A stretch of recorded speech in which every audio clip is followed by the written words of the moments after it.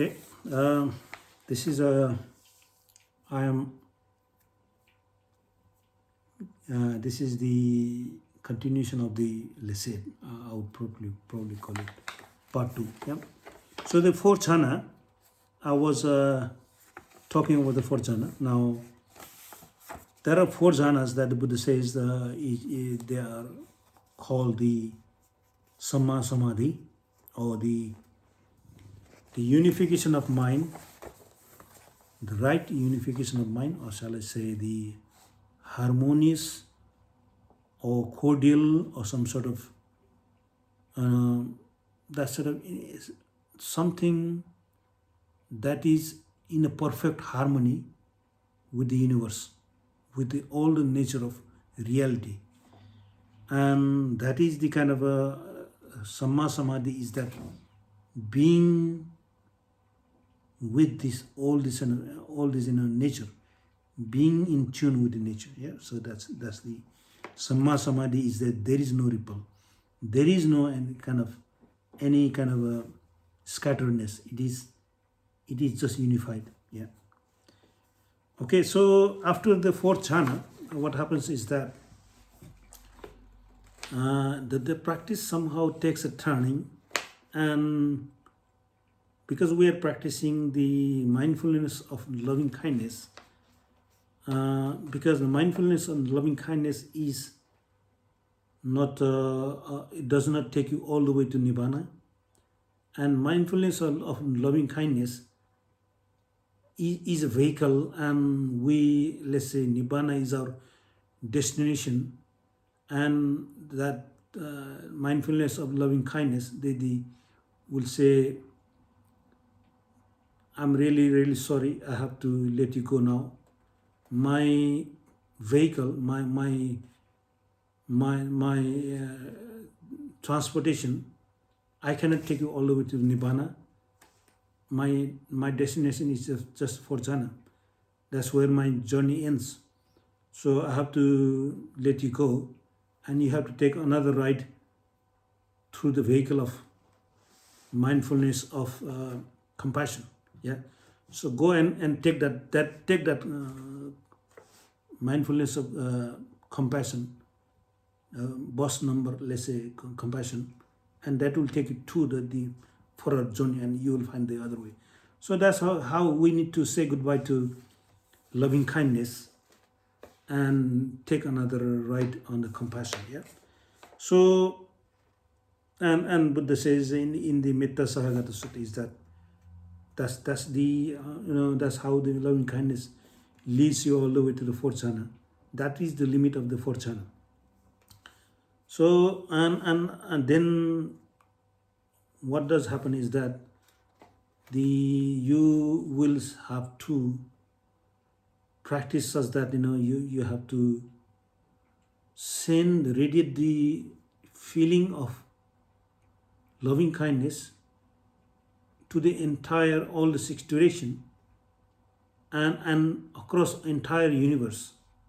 So once you have done that, and once that process has completed, it doesn't take a long time, is that after some time, if you keep doing that, you spend the loving kindness in your forward, in your right hand side, in your back, in your left hand side, up and down, for 5 minutes each. Same radiating of the feeling of loving kindness to all beings in your forward, to all beings in your right, all beings in your back, all beings in your left, all beings in your top and the bottom. 6 times 5, 30 minutes. Then after 30 minutes, you radiate to entire universe that feeling of loving kindness. All the creatures, all the living creatures that are in this universe, you unconditionally give that sort of the feeling of loving kindness. So that when you have radiated that without any bound, letting that feeling go as far it will reach, then if you continue practicing that, eventually the stream of loving kindness will dissipate and it will automatically switch to the feeling of compassion. So I just told you a metaphor of saying that loving kindness will say bye bye. I mean, it does say bye bye, and it will give you the right to on the compassion. So you don't have to do anything.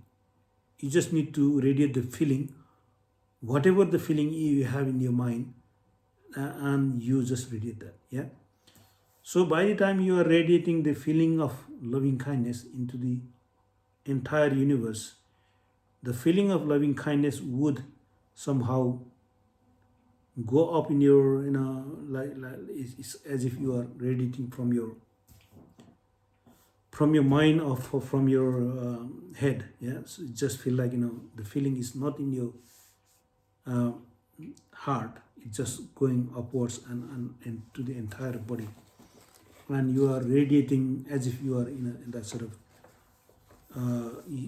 your whole body is kind of radiating. It's kind of, you are like a candle.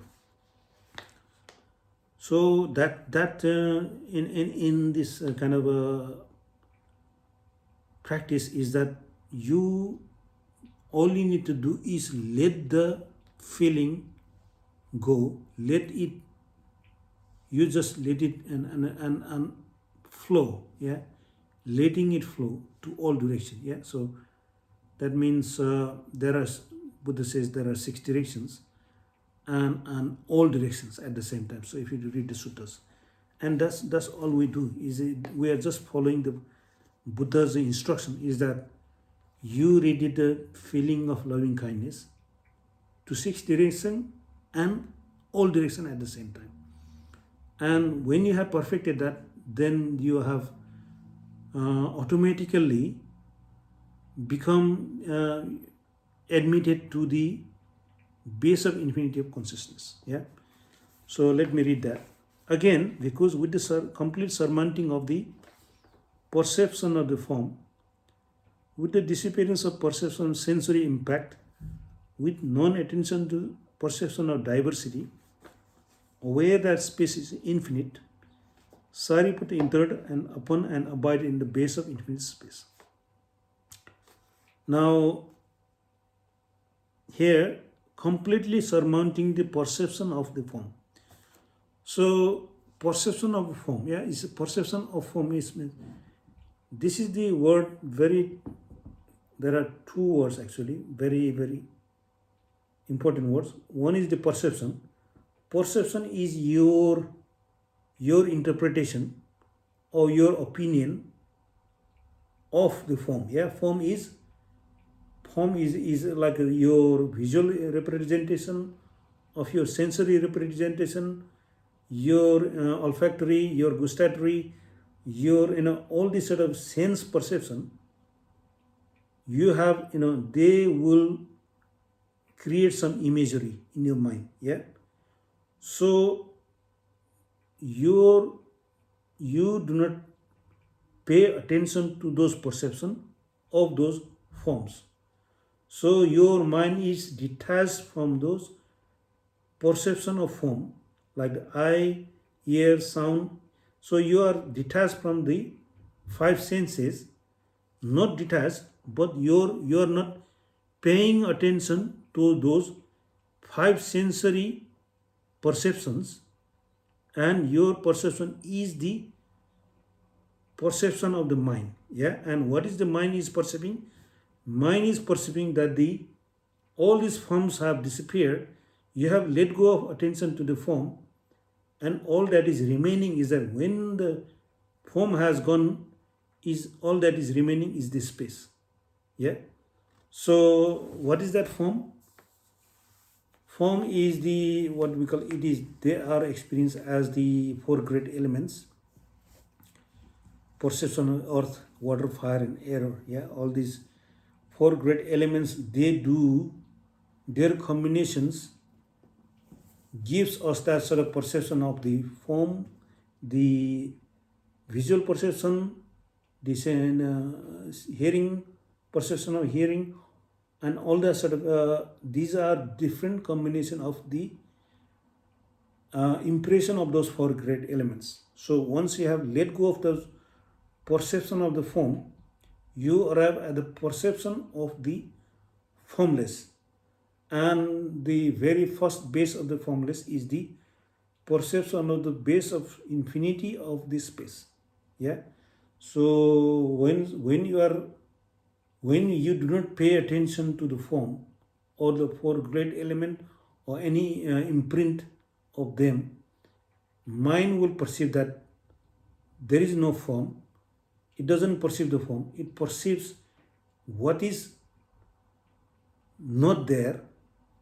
I mean, it turns away from the form, and when you have turned away from the form, you still go left with some perception, and that perception is the perception of the infinity of the space. Yeah, it's kind of so the Buddha's path is gradual emptying of the perception. Is that you gradually be free of perceptions. Yeah, shall I say that? So you are percipient of form in the beginning. You are percipient of light. You are percipient of the body. You are percipient of the sound. You are percipient of the smell. You are percipient of all the sort of things that are presented to you in those four great elements. Now you have let go of those perceptions. You didn't pay attention to them. Then when they disappear from your perception, from your mind, let's say body mechanism, then you are left with, all there is left is the contact with the feeling of the infinity of the space, and the feeling of the infinity of space will generally have that sort of tied to that is the perception. Yeah. So what is happening is that mind made a contact with the base of infinity of space. Yeah. Because of that sort of contact, there is a feeling, and that is the feeling of the base of infinity of space, and that feeling of the base of infinity of space has feeling of the perception of the base of infinity of consciousness. Yeah, infinity of space. So then that perception is, because you have not identified with the form, you have perceived the form, let's say a formless, and that in that formless you have contacted with that sort of a mind and the base of infinity of space, and that is the kind of what is called the gradual emptying of the mind to the impression of all those bases. Yeah, so it's kind of lightening the mind, making it letting it be free from all those grosser perceptions. Yeah, and when you have let go of those perceptions, then you have that sort of kind of it does feel that sort of a coolness, that sort of very what we call the infinity of the space is quite I would say it does feel very peaceful, very cool and composed and calm and very spacious. Yeah, you just feel like you are suspended the entire space. You are suspended in that sort of empty space, vastness of the space. Yeah, and just you don't have that sort of kind of any sort of a ill will. I mean, you will have that sort of, your mind will become very, very soft and composed, and somehow in this feeling your mind become cooler. So somehow the heat has dissipated a little. Yeah. So that's all I will. That's all I say. It's kind of. I do not want to put too much word on this experience. I had a short experience of this base of infinite space, and it was quite a very uh, very vivid when I had first experienced that back in 2017 or 2017, I think, in summer. I was in a hotel in Austria, in Vienna. All of a sudden, in 25 minutes of time in the practice of this, radiating the metta, all of a sudden, all my metta was gone, and it was completely, it was just, as if, I was all my, I was not as if the floor beneath me and all the roof beneath, above, and all the walls have been taken out, and I was completely floating in space. So that's sort of and the having that sort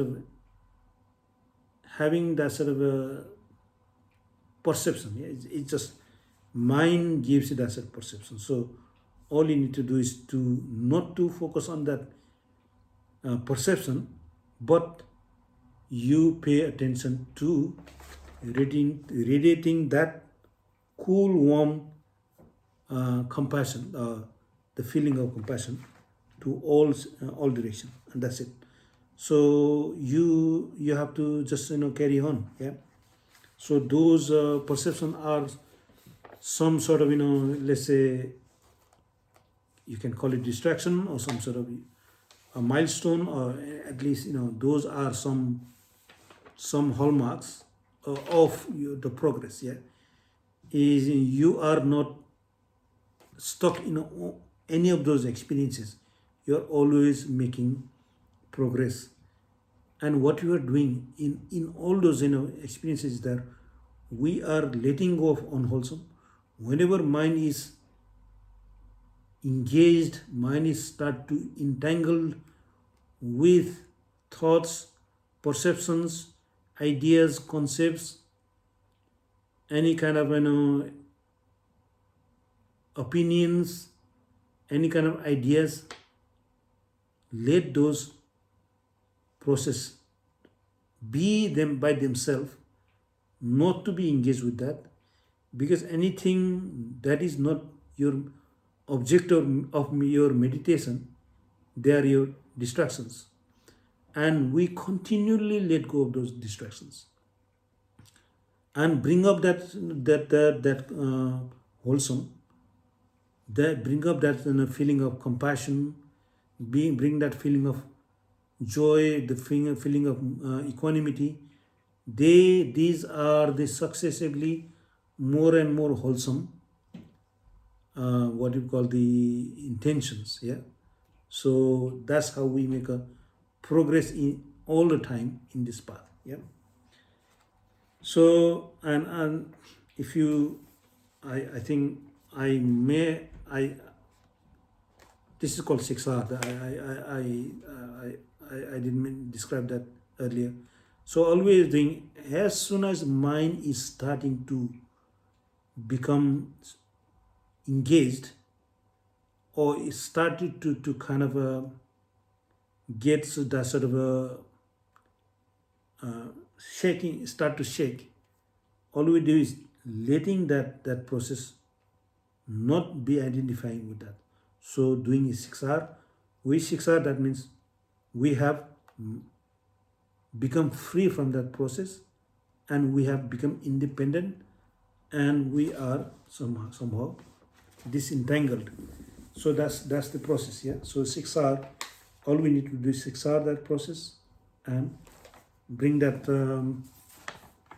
to be with the object of our meditation, which is the feeling of compassion, and radiating that feeling of compassion to entire universe in all direction. So And eventually the feeling of compassion and the vehicle of compassion also does not lead us all the way. They will say goodbye. I'm really sorry. My destination has arrived.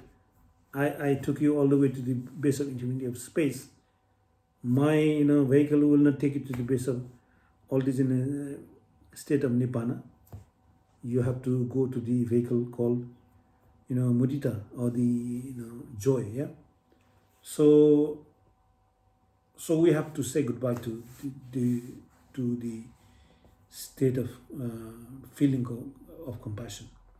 So all we need to do is to radiate that feeling of compassion to all the 6 directions, all at the same time. I mean, to start with the one direction for 5 minutes each, and once we are done with that 30 minutes, then we radiate the radiate the compassion to all 6 directions. And eventually, if you continue that process, and 6 hours when your mind is distracted, then that feeling of compassion also changes. Somehow your mind start to perceive the base of infinity of the consciousness. So you will feel that your mind has found another dimension. Your feeling of compassion changes to feeling of contentment, yeah, feeling of satisfied, being happy, yeah. That is not tied to anybody, yeah. It's just internal happiness, or kind of having, being content and happy, yeah. So that is called mudita. And the in the state of mudita is that you were all of a sudden your the feeling of compassion just changed. It just became different. And when that becomes different, then you will start to pick those individual. It's just your sense awareness become a bit more heightened.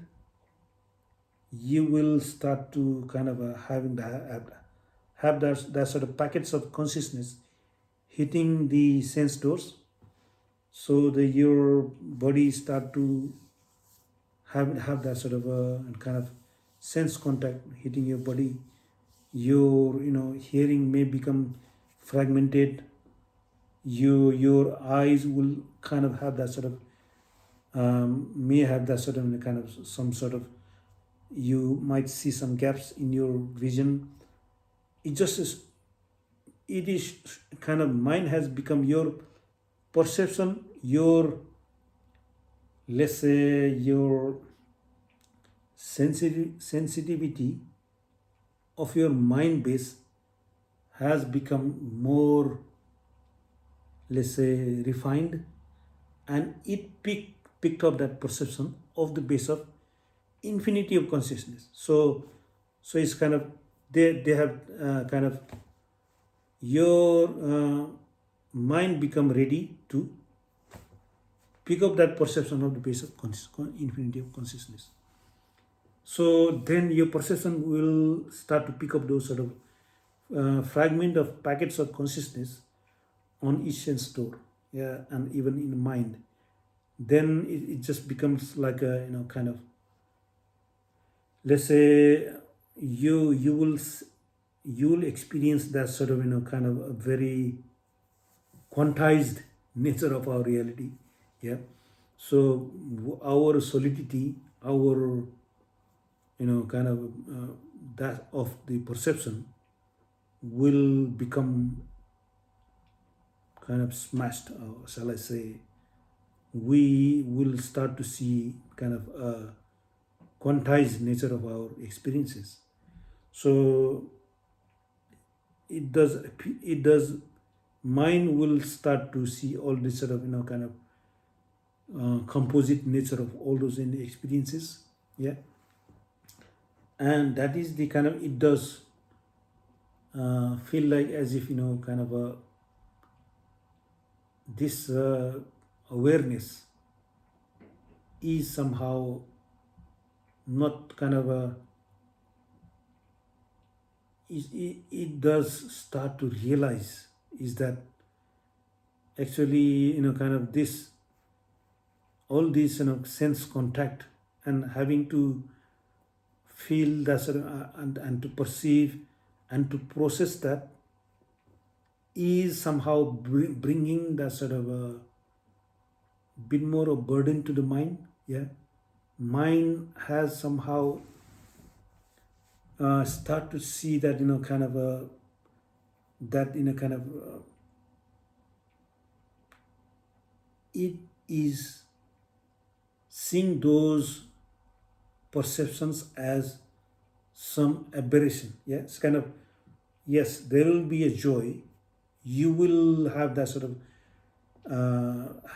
of feeling of, kind of a mudita, that is that brings you some sort of a joy, and you will feel that sort of deep contentment, that you have no jealousy, your any kind of a tendency of mind being envious of others' success, or having that sort of any kind of traces of that sort of a, let's say, impurity, will grind, you start to decompose, and they become kind of a disintegrated. Yeah, so your kind of a very notion of jealousy, envy, and having that sort of, it will diminish.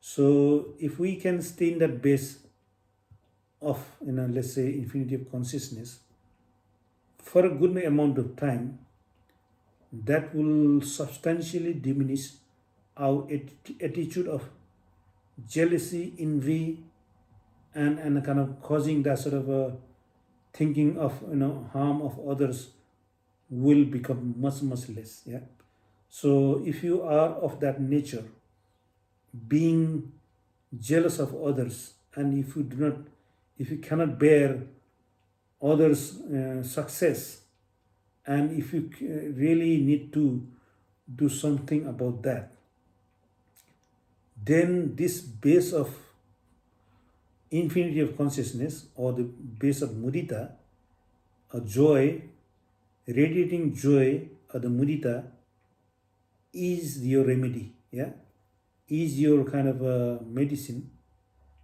to be free of that sort of feeling. Yeah, it's really, it is those are impurities of mind. Is, you can actually, these are the Buddha's kind of path of being free of all those unwholesome. Yeah, so it's really practicing this path gradually makes you more, kind of more in harmony with this universe, more in harmony with all the living creatures. And you first become loving and kind, and to welcoming and wishing their welfare. Then gradually it depends. Yeah, you go to the state of compassion, where you will go a step forward. Yeah, in terms of not only wishing their welfare, but wishing to uh, be removing any of the pain and suffering, and not having to do anything that with body, speech, and mind to harm or them, or to cause any suffering. Yeah, so it becomes much more peaceful, and you will feel much at that sort of, kind of in, you will become their shoes. Yeah, so sort of, we have that sort of saying, is that your feeling will become in a kind of in line with them. So that is the kind of and then you progress to the feeling of mudita. Mudita is that antidote for the jealousy and envy. Yeah. So and then the Buddha said again, by completely surmounting the base of infinity of consciousness, aware that there is nothing, Sariputta entered upon and abided in the base of nothingness. Yeah. So when this sort of base of infinity of consciousness, you have perceived that sort of base of infinity of consciousness, and now they will also become some sort of apparition, as I said. It is one more kind of burden, one more thing that is kind of causing this composer of mind to be diminished. So what mind tends to do is to even skip that, even to not pay attention, even to let go of that, to be free of that. So because you are doing 6R, you are bringing that sort of the wholesome activities, the feeling of mudita, and you are letting go of all those kind of distraction, all those perceptions that are trying to grab your attention to keep you in that base, because you are continually doing the 6R. That will eventually your mind will again let go of that block of that perception completely, and you land into that the awareness of the base of nothingness. And whatever the feeling of mudita that you are radiating is going to change to the feeling of the base of nothingness. Yeah, so it's kind of, and at that particular time the feeling of mudita changes to the feeling of the equanimity. Yeah, it's just the feeling of the joy, the mudita, also somehow was coarser, and the mind is happier, mind is at more as ease to radiate the base of radiate the equanimity. So the equanimity is your kind of your mind. Again, you radiate that to all the 6 directions, and then to all directions. Whatever you don't need to bring it up; it's already there. All you need to do is to let that continue in all directions, one by one, and all six directions at the same time. So this base of nothingness, it's just, it is the experience of that base of nothingness. It does feel like you have you have kind of become completely free from this universe, or you have completely, it's just like all these let's say the galaxies and stars and all the sort of things, all the lights and perceptions. It's like looking back in time, let's say 14 billions of years back in time, and you have come so far in 14 billion years, and when you look back in time, you can see all this kind of noise, and all this sort of the cluster of galaxies, and all the sort of the lights and the sort of stars, and all this sort of thing. You have somehow, you went through all these sort of steps and all these sort of things that you traversed, and you made use of them, and they were so you did not kind of stop, you did not get stuck in any of those states, and you made such a long journey up to this base of nothingness. And it's like taking a rest and you are contemplating, look how far I have been here. I have made all this, I have come so far from this universe. I have gone through so many things. It's like taking a sigh of relief and looking back in the past. This is how I came.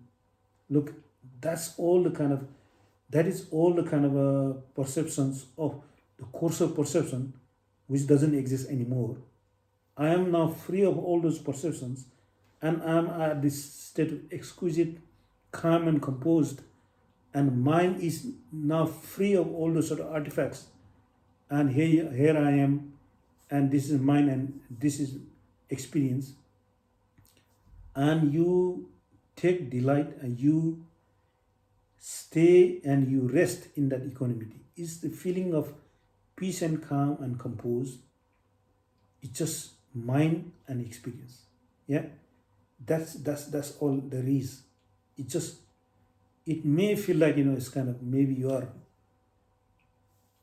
are in the complete voidness or some sort of emptiness of the space, and all you see is that there is mind and there is a experience. Yeah. So, and it does feel like in eternity you can stay in that experience for eternity. Doesn't just is all this notion of space time, all these let's say conventions of this universe disappears, and just this experience of this mind and the kind of the base. There is nothing, just nothing is there. Yeah. And that is the kind of a very, very peaceful, and maybe you can call it blank, complete blackboard, or you can call it complete blank slate. And just that stays for a very, very long time, half an hour, 45 minutes, without no, let's say, no traces of vibration, nothing. It's just very, very peaceful, and some shaking arises in the mind, and you siksar, and again it will become rock solid. It becomes even stronger. So this is the perception of the base of nothingness. Is very, very kind of a good stable mind at that time. Yeah. So there are different experiences around that. It does. In my case, I when I started to experience this state from those in 2018, around that sort of time. In the beginning, it was quite say unstable, a bit flaky. It just mind can very easily flip the balance in the state of, let's say, restlessness or the sloth and torpor. Yeah, it just it does feel like I had to constantly adjust my focus of the mind. Yeah, whether my mind, and do I need to sharpen my observation, or do I need to blur the observation and take a step back? So I had to do that sort of adjustment to make sure that I remain in that calm and composed state of mind. So as we progress into that, as we become familiar, then that sort of dithering of that perception of the kind of having that sort of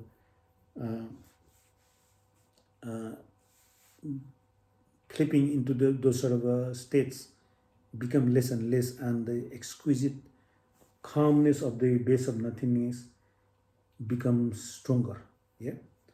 So that's the base of nothingness is very interesting, and it's probably this state is maybe it's just a matter of how much of are you after some activities, are you after some joy.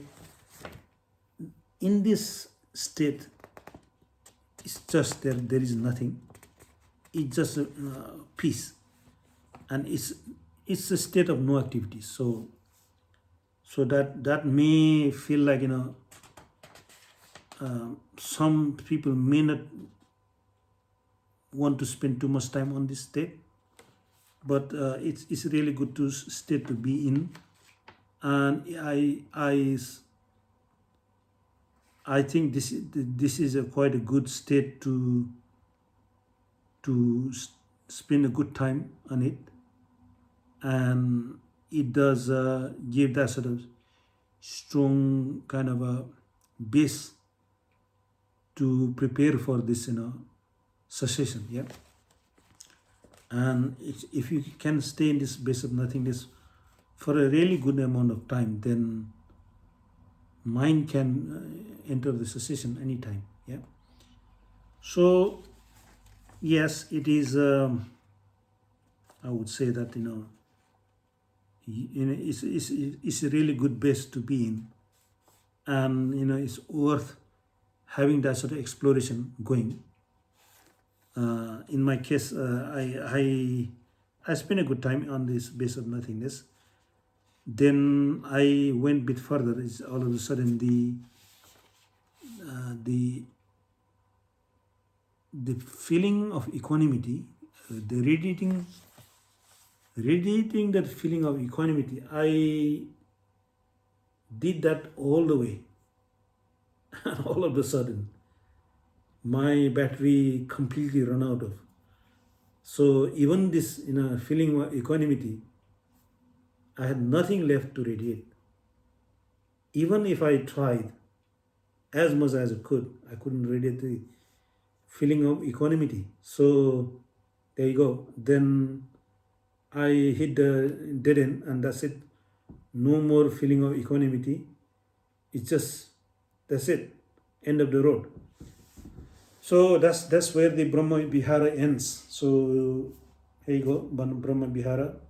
We at this stage, all the four Brahma Viharas is okay. Bye bye. Here you go. You have graduated from our university. Now all you are left is that you need to continue further, but unfortunately we cannot take you there. So this base of nothingness is a very, very strong. It prepares that very, very strong base for the mind to remain unperturbed of any sort of a conceptualization and any sort of, let's say, things to be taken personally. Yeah. So that this base is really like a training ground, or shall I say base camp, yeah, to embark into the inquiry of the subtlest dhamma, mental objects. So now the feeling of equanimity also kind of dissipates. There is nothing left. All the juice, all the battery has drained. So there is no feeling, no metta left, no karuna left, no mudita left, and no upeka left. All the four Brahma Viharas have completely dissipated now. Nothing left in the mind to radiate. So then at that state, then what is called now the Brahma Vihara. After the Brahma Vihara, what the Buddha says is that the path, the meditation that the Buddha taught us is the Anapanasati. Yeah? And I would say that the Anapanasati should not be called mindfulness of breathing. If it was mindfulness of breathing, then breathing has nothing to do with this kind of. It's not a mindful. We are not mindful of breathing at this stage. Yeah, anapanasati is at that stage. Is there is a mindfulness of what we call, if you look at the framework of Satipatthana, we have the mindfulness of body. That is the anapanasati. That is the mindfulness of breathing. Mindfulness of feeling is jhanas. Yeah, and mindfulness of mind is what is called the arupas, the base of infinity space, base of nothing, infinity of consciousness, base of nothingness. These are the bases of what is called mind. Yeah, the third foundation. Yeah, the first foundation is mindfulness of the breathing is the first foundation, because breathing is called body. Yeah, by the Buddha. So the mindfulness of feeling is jhanas, the four jhanas. Then mindfulness of the mind is the arupas, and the mindfulness of dhammas, the fourth foundation, is the what is called the anapanasati. Yeah. So in the anapanasati, we are doing the mindfulness of dhamma. Yeah. So in this base of neither perception, non-perception, we are practicing the fourth foundation of mindfulness, the mindfulness of the mind objects. And in this state, and let me read again, because by completely surmounting the base of nothingness, Sariputta entered upon and abide in the base of neither perception nor non-perception. He emerged mindful from that attainment. Having done so, he contemplated the state that has passed, ceased, and changed. Thus, so indeed, this state not having been, have come to being, having been, they vanished. Regarding those states, he abided unattracted, unrepelled, independent, detached, free, and dissociated. With the mind rid of barriers, he understood there is an escape beyond, and with the cultivation of that attainment, he confirmed that there is. So, what this mindfulness, this base of neither perception nor non-perception, in this base there is no, it does let go of, if you read here, in the base of in the base of nothingness, Buddha says, Sariputta,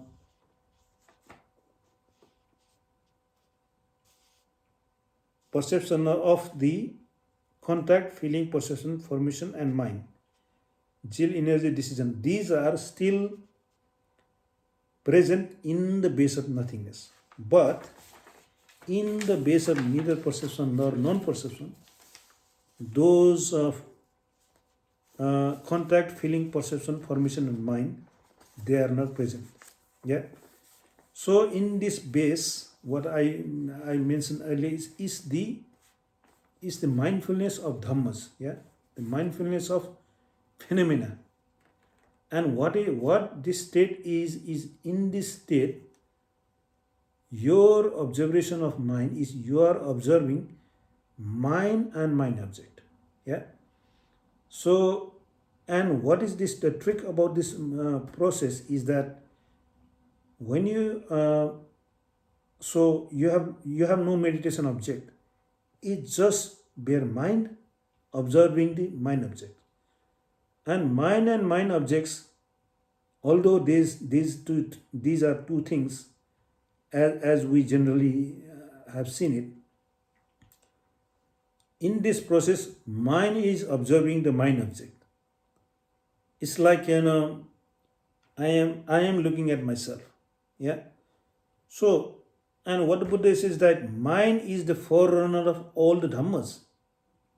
So what does that mean is that mind is creating all these mind objects, and in this process, what is our mind observation process is to observe mind and mind object, the game of how mind and mind objects arise. Yeah.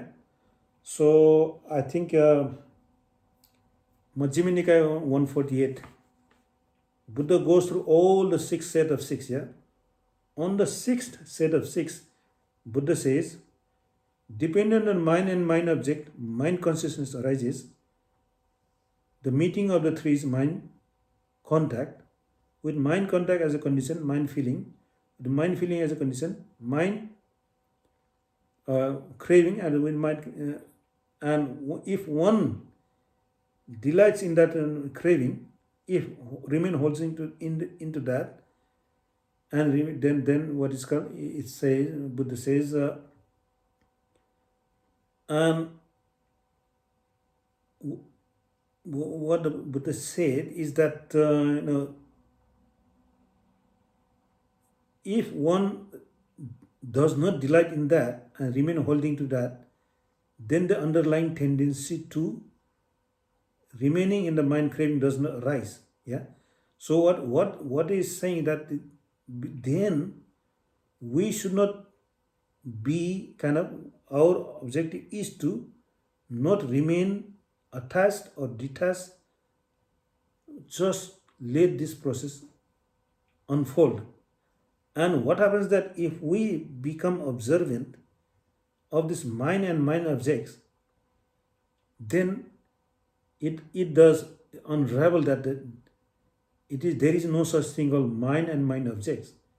Mind created the mind object.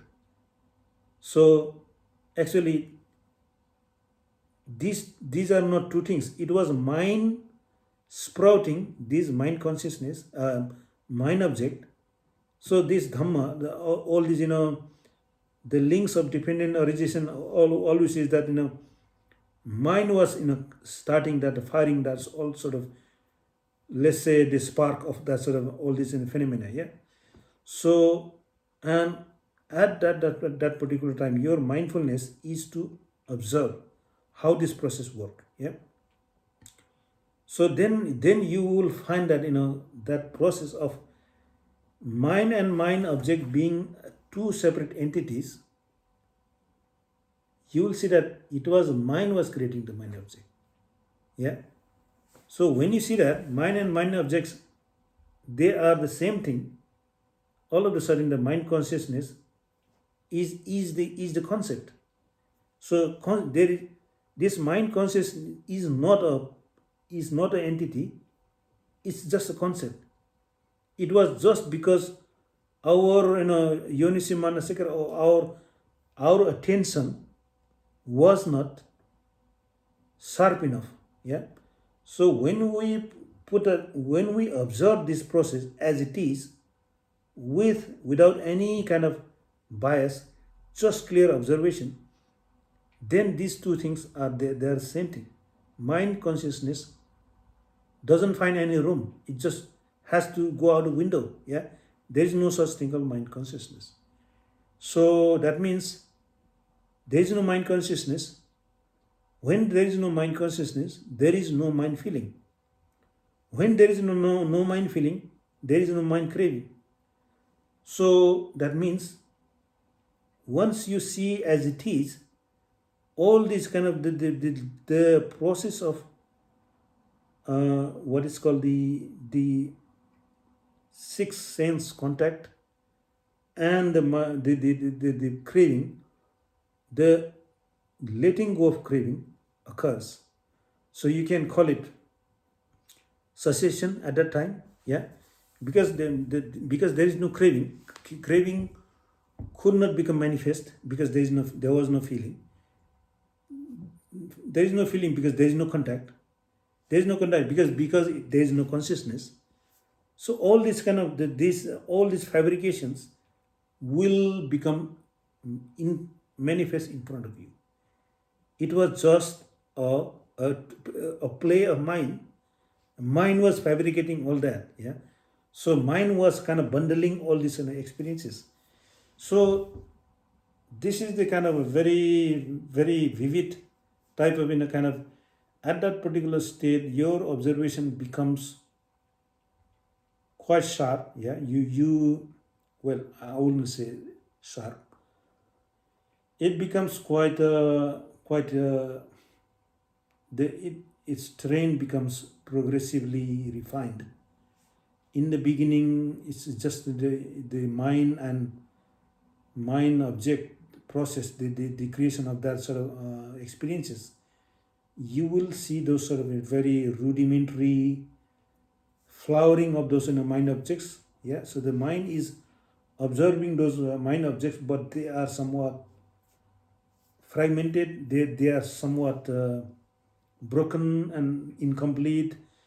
Some very kind of it does remind you like a deja vu, that it does appear some very something very familiar. Appears in a kind of something very dreamy, and you have seen it before, something, and you just wake up and it's gone. You just gradually go back to that sort of again observation of your mind, and again you come to that sort of like glass start to smash, and it just falls apart. Yeah, that sort of process, it goes through that sort of very that kind of you will see the formations arising, but those are very it's like a, you might have heard of the universe is like a nursery for all the stars and galaxy formations, and you can see how those galaxies and stars are being formed. You can see in the base of neural perception, it's like a nursery of the mind and mind objects, how the thing called thoughts, feelings and perceptions are becoming like a full-blown objects, mind objects. It's a nursery of those things, how they are formulated. Yeah, the formation of that. So just as if you are equipped with this sort of understanding, and you start to become more informed, then this process unfolds much quicker, and you can experience cessation faster than having to spend a lot of time on that. So because the mind actually, it does gives, it is a, we realize that we are trapped in this chain of mind and mind object. Somewhat it does feel like we are in that we are the prisoner of this mind and mind object. They are keeping us chained in this process, and this is an opportunity to break free of this sort of thing. But you will somewhat, it is quite illusory. Yeah, and you will find, oh, it does feel like I miss this. There is something I really, and that sort of, it just mind becomes a bit impatient at points, and it wants to see how Nibbana occurs. It wants to have that sort of expectation, some sort of let's say planning, and all these sort of things. And those are the very thing that the mind has fabricated, that we were not aware that mind was fabricating all these sort of notions, ideas. And the approach for us to take after that is to kind of to understand that this is the interplay of mind and mind object.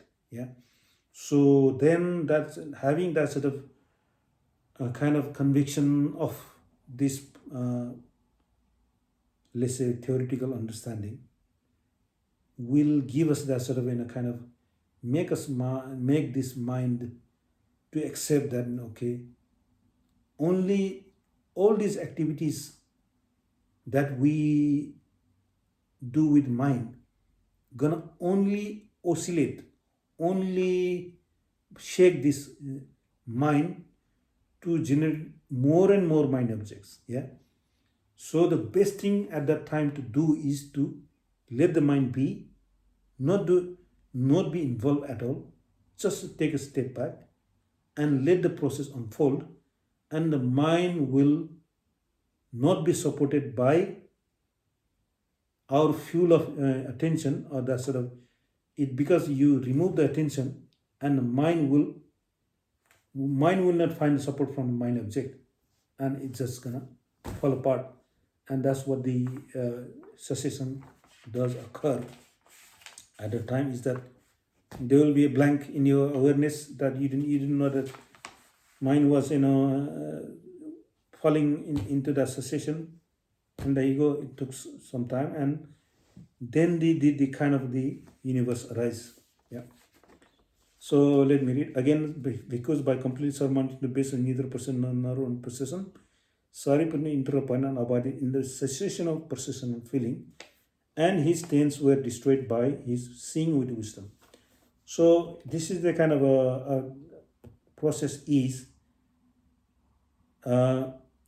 surmounting the base of neither perception nor non-perception. How do you surmount that? Is this kind of experience, yeah, the kind of having that sort of having to perceive that sort of base of neither perception, non-perception, where you see that I mentioned the nursery of like a formation of the mind and mind object into two entities is very kind of is in kind of rudimentary, is kind of very fragile state, but it does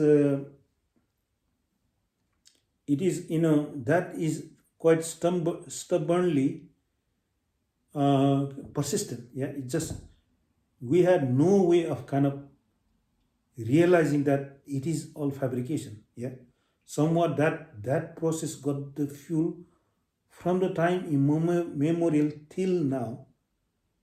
We were always been trapped into that sort of let's say never-ending loop of mind and mind object being kind of forming all this kind of chain of phenomena, and not realizing that it was that nursery was creating all that sort of thing.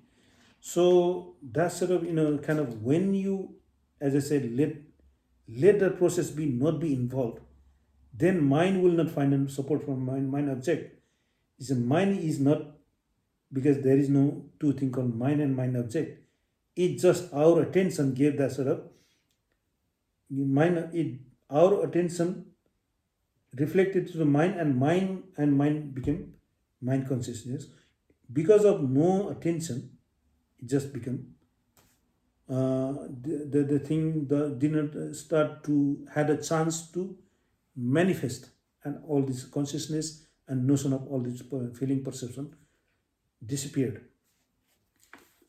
So, and that's and his stains were so what happens that after you drop into the cessation, you're all because there is no mind consciousness, and the mind consciousness is a bridge for all the other sense contact. Yeah. So if there is no mind consciousness, your consciousness to your eye, your consciousness to the sound, consciousness to the taste, and all, they will also, because your bridge is fallen. Yeah. So then you are caught up with the entire universe. Yeah, at the time. So that means you have gone from the universe to the end of the universe. So it just you have made all the kind of, let's say, all this trillions and mahakapa of all that process has come to the halt. Yeah, all this sort of, the fuse was blown from that, the river of dependent origination. So, and that's when you emerge out. So that cessation is also a temporary phenomena. Is that cessation is kind of there might be some fear, some kind of reaction towards cessation, because some people might have the, what is this cessation? I will cease to exist. If my consciousness goes away, will I regain consciousness, or will I regain my senses? So that sort of things may worry some. And as far as we know, these are just temporary. As long as you have not relinquished your will to live, those consciousness will patch up again. Yeah. So that's the process. It will remain in that cessation state for as long as your battery or whatever your your kind of determination, or your that sort of how well prepared you were to let go. That cessation will last a few seconds or whatever time, and the consciousness will sprout. Yeah. So what happens is that your the at that time, because it is empty, there was nothing. Yeah, it's like big bang. It's like that. Yeah, it's just nothing. It's just no universe, and you are bringing in the universe. So what comes first? The first comes the emptiness. There was nothing. It just, let's say, from emptiness the matters came in. It's like that. Yeah, just so that emptiness contact will come in. So that emptiness contact, the what is that particular whatever base or whatever dimension is the dimension of Nibbana, and you have touched the Nibbana element. And when you emerge from that, you make a contact with that emptiness contact, and that contact is void of nothing. Is void of self, is void of all this is called is emptiness contact, non-directive contact, because it's not shaking, it's just completely still. And it is what is called objectless contact. So that is the three contact. And from that non-universe, because it made a contact with the six sense base, now the universe arises. So what arises first is, the first thing that arises after contact is the feeling. From feeling, what arises? The perception arises. And from perception, what arises? Consciousness arises. And from consciousness, what arises? Namarupa arises. And from Namarupa, what arises? The six sense base arises. From six sense base, what arises? The contact arises, and so on. So the loop will start to, the engine will start to run. Yeah. So it's kind of from what is called, I think it's called the singularity. Yeah. From the state of singularity, all diversity arises, the universe arises. So the state of Nibbana is that state of singularity where is void of all the condition. It's just contactless. Yeah. Somehow, because of the non-engagement, because of non-engagement, non-entanglement, and complete letting go, we have cut off all the kind of ligaments and the sort of tendon of that sort of filaments of this universe, and it just fell into that sort of contact with the sort of emptiness, or the contact with the Nibbana element. So that's that seeing that process, seeing that coming back in front of your eyes, and seeing that sort of universe coming in front of you, is the kind of awakening to the link of dependent origination. So that is what is called seeing destroyed. His tens were destroyed by seeing with wisdom. So what is the wisdom? What the Venerable Sariputta saw was this is how the universe arises. And what he saw, that he saw the arising of the suffering. Yeah. So he saw the arising of the suffering. And before arising of the suffering, he saw already cessation of suffering. Because by letting go, he was able to enter the cessation of suffering. So he saw the cessation of suffering. I mean, he didn't see it. He entered the cessation of suffering, but then he came back and he saw the arising of suffering. And because he knows that part, how he went there, he also saw that the cessation of the path leading to cessation of suffering. And then because of that, because he have made a contact with the Nibbana element, he also saw what is this cessation of suffering, the third noble truth. So here he realized that four noble truth, and that realization of that four noble truth is the seeing of with the wisdom.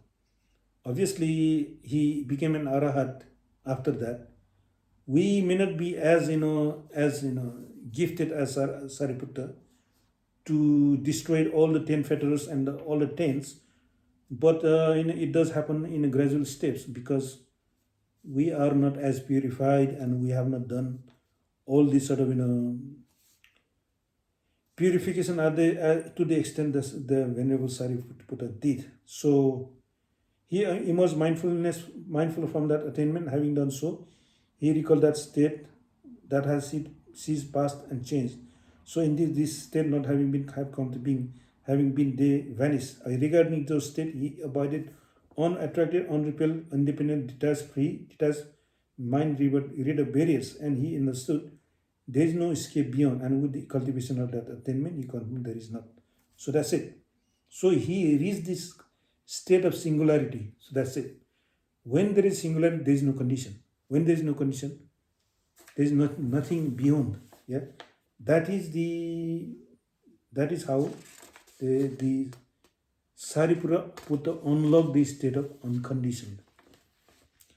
So that's all I say here. And Buddha says that, because rightly speaking, were to say anyone who has attained mastery and perfection, noble virtue, noble wisdom, noble concentration, and noble wisdom, and mastery and perfection, noble deliverance, it is of Sariputta indeed that, rightly speaking, this should be said.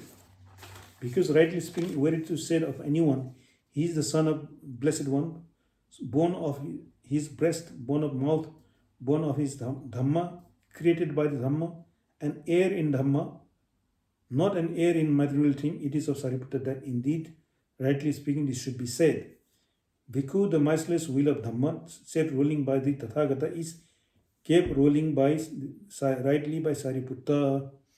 That is what the Blessed One said. The bhikkhus were satisfied and delighted in the Blessed One words. Okay, I have come to the end of the sutta. So it is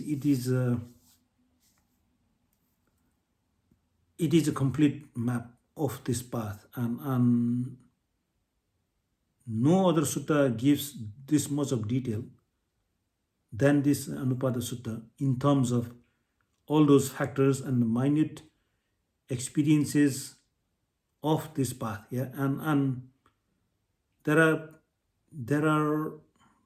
even other some teachers, like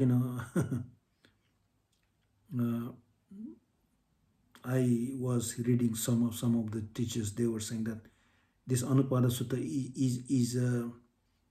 was later smuggled into the Pali Suttas.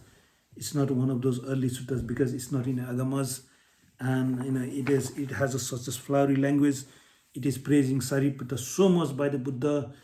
Is very, very artificial. It doesn't appear logical. That sort of all these sort of bad words are being said, but it does resonate very well. It has been experienced to the last detail by many meditators, and I have no reason to differ from them. I have seen myself. So this sutta is actually a gift that that does has so much of clarity and so much exposition. So I think I have covered quite a bit. I hope it has been of some value to you. I may have missed some of those experiences. I would not probably want to add too much of what I experienced. I spent quite a good amount of time, maybe 8 months or 9 months in this needed perception, which was quite an interesting experience. I was in this state for such a long time, and just this cessation does occur at the very least expected time. I was not expecting all these sort of things would occur, but here you go. It did occur, and when I was even not conscious. I was told, this is session, for this you need to sit 6 hours or 8 hours, but no, it does occur even if you are sitting for half an hour, 45 minutes. So it is that sort of things. It does occur. So it's just, you need to be to have a right attitude, right approach, and not to have any sort of expectation, any sort of let's say, be like a observer, and be some sort of, let's sort of be like a, I would say, be completely, take any personality out. Yeah, be like a rock, be like a wind, be like a four great elements. Don't keep anything, don't keep any personality, and dissociation would occur anytime. So it can occur whenever you are, even if you are experiencing first jhana, second jhana, third jhana, fourth jhana, any jhana. It does occur whenever mind is right. It's like when mind is ripe, mind is in a good balanced state. There is no other outcome other than cessation. It's just like a fruit. When it is ripe, it has no other destination than to fall down into the earth. It's like that. So cessation is inevitable if your mind is ripe and it is ready. Yeah.